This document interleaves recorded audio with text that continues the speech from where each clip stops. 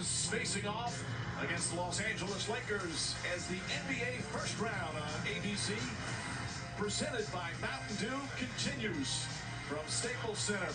Laker playoff basketball returned to Staples Center for the first time in 8 years this week. And fans filing in for Game 4. Right now, this best-of-7 series has the Lakers leading 2-1. They lost Game 1, but bounced back, winning Games 2 and 3. Meanwhile, Chris Paul, the leader of the Phoenix Suns, will be in the starting lineup. Injured that right shoulder in Game 1, severely limited the past 2 games, but he'll be out on the floor for Monty Williams and the Suns as we get underway. Meanwhile, Anthony Davis sprained his knee in Game 3, and he was questionable. So there's no way he wasn't playing, and he is in the starting lineup, ready to go for the LA Lakers.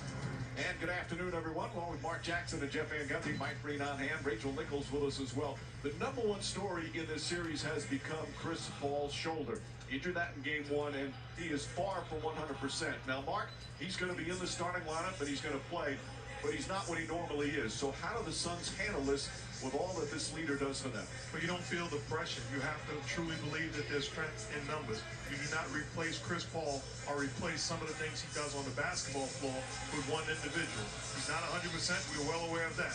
The fact is, filling the gaps with what he does. Leadership, defending, facilitating, score making, competitive spirit.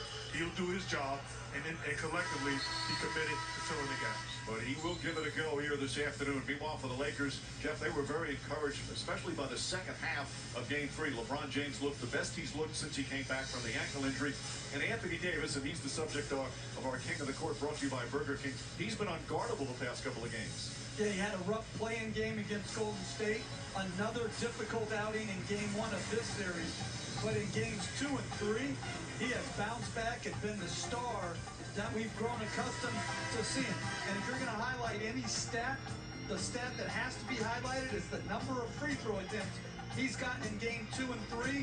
He's been pounding the board, pounding the paint, and working his way to the free throw line.